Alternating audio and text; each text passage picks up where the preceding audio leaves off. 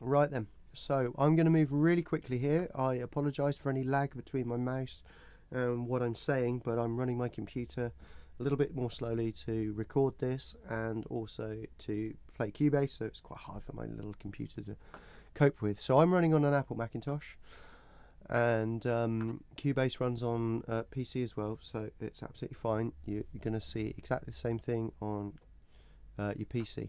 So I'm going to click on devices, and I'm going to go to my VST connections. Now I'm just double checking that my inputs, my outputs are set up correctly. So I click on my inputs, I can see my external sound card, and I can see on my outputs my external sound card. Now I could also set up a extra add bus, and it would say mono, which is monophonic sound, which could be something like a guitar, which just hits you from one direction. It doesn't come into your ears from lots of different angles. It just comes in straight at you from one speaker. And a mono sound you could set up for vocal, you could set up for a guitar, something like that. Drum kit, you might be a stereo sound because you've got cymbals on one side and you've got a snare on the other, so the sound comes into your ears from different directions. So that's the difference between stereo and mono. It's just the way it hits your ears, and we as humans hear in stereo essentially. But we won't be dealing with that today. We will just leave it as is, but I could add a bus, I could add a mono, and it would just check it's set up to my audio device and where it's set up, so I'd know where my mono audio was recording in. But for this tutorial we won't be dealing with that, so I'll remove that one and just leave it as a stereo busing. So here we go. We are going to be on my desktop. I've got a little blue box in this corner, and this moves my Cubase as it would for anything like if you were just using Explorer or Safari on your internet. You can just make the box smaller, and I've got on my desktop a folder called Amen, and this represents a Amen breakbeats. And Amen breakbeat is the most famous sample, I think, of all time. It was originally by a group called the Wintersons, and it was basically just a brief drum solo in the middle of a funk track called Amen Brother, and that's where the Amen breakbeat has come from. So if I just give you a little preview of the original breakbeat that was sampled.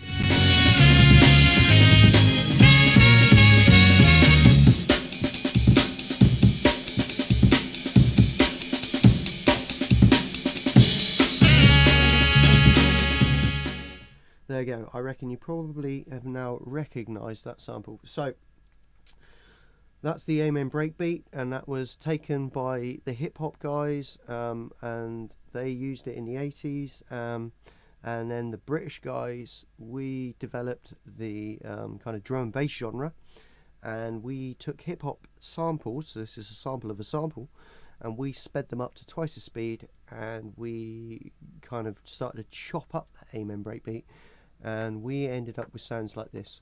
And this is essentially what drum and bass was built on originally. So let's have a listen to what we've got in our folder.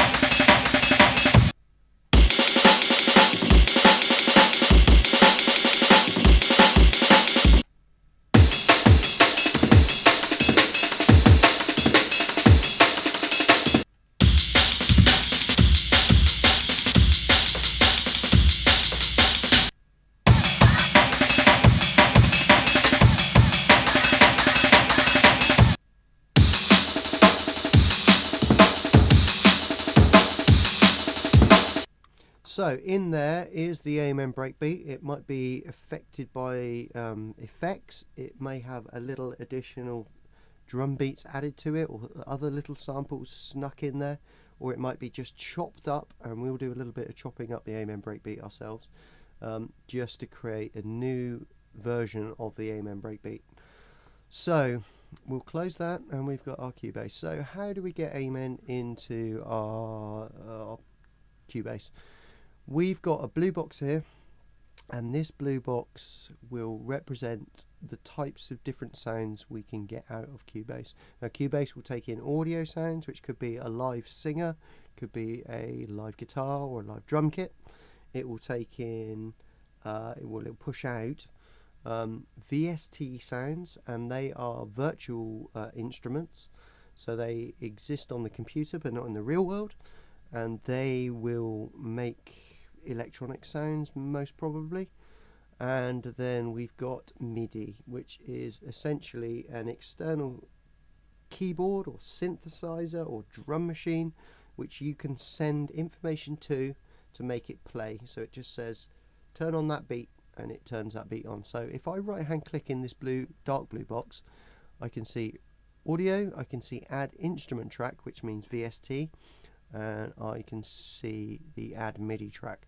Now VSTs were invented by Steinberg, and so we are in no better hands to start running VSTs than with these guys. They invented the technology. So first of all, we'll click on an audio track, and it just says, do we want to create a stereo track? So we could look at our mono at this point if we were adding a acoustic guitar, electric guitar, whatever, or what we talked about in mono. But we're working with stereo, so okay, stereo. And I've now got a track opened up. I can go down to my little slidey and make this a bit bigger. There we go. And I can click on my folder and I can drag one of my Amen breaks into that track. So there's my Amen break. It's in a waveform, and if I use my little slidey to pull it out a little bit further, we can see the peaks of the beats and the troughs where the beat tails off. Slide it back a bit so we can see the whole of the sample. And if I just push play,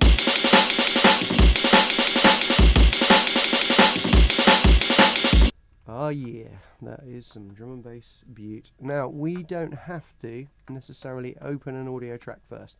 Cubase will recognize the AIF file and the WAV file, and we talked about this in Reason. This is how you bounce your tracks down, and these are perfect quality audio. So if you've got an MP3, you can't put an MP3 in Cubase because an MP3 is slightly squashed, it's slightly poorer quality. You may not hear it in your headphones necessarily, but if you put it on a really classy kind of speaker setup, you would hear the difference between you hear this if you try and download a track off YouTube and it's kind of got that weird, slightly odd sound to it. That's just squashed up sound that doesn't sound quite so good. So Cubase does not want you to put that poor quality sound in. It wants you to put in good quality sound. So it's WAVs or AIFs, but doesn't matter. So I can just drag that into the space below and just drop it, close this box, and I can now see that my breakbeat, without me opening an audio file, has just recognized that's an audio file and it's popped it in. So I just push play.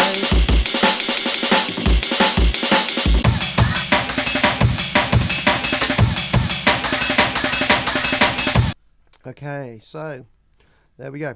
So we got two audio files in, and we can pull that back up so we can see it a little bit more clearly. And this timeline across here represents our timeline that we're working in, and we've got 4 beats to a bar, and this doesn't fit in that bar.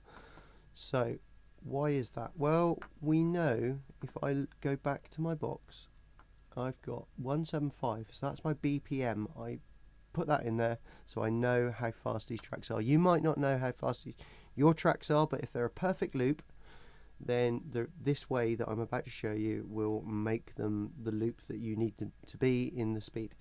So if I go back to my Cubase, I can see my tempo is 120, 120. So if I click on that and I push, double click on the BPM and I delete what's there and I put 175, which I know is the BPMs of these beats, and I push play.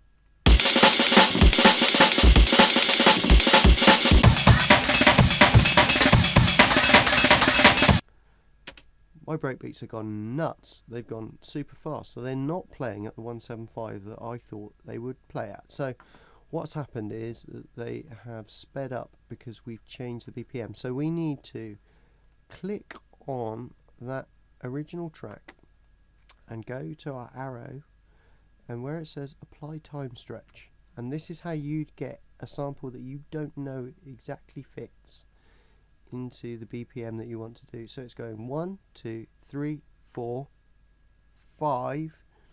So that's 4 beats to the bar. So now that breakbeat should sound about right.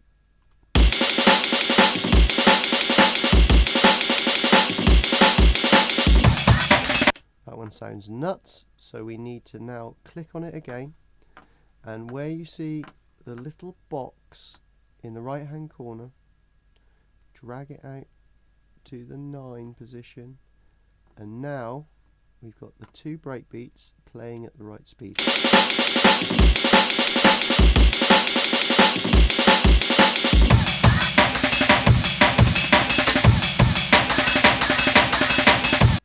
Brilliant.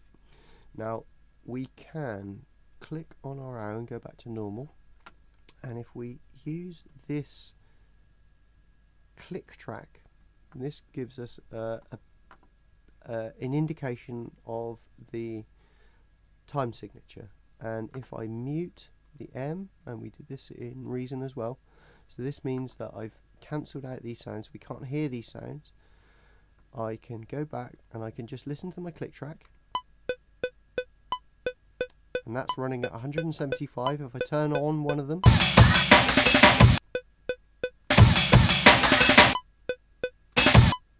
so we know my samples are in time with my click track, and that is really important in the way you're going to make your music, because once you start playing your keyboard on your synthesizer and you start making bass lines, you're going to need a click track and you're going to need everything to be in time. So you have to get your samples in time to start with. So we've got some samples in. We'll now try and start to work with A, messing with the samples a little bit, and B, we'll add a synthesizer. So that is our next tutorial.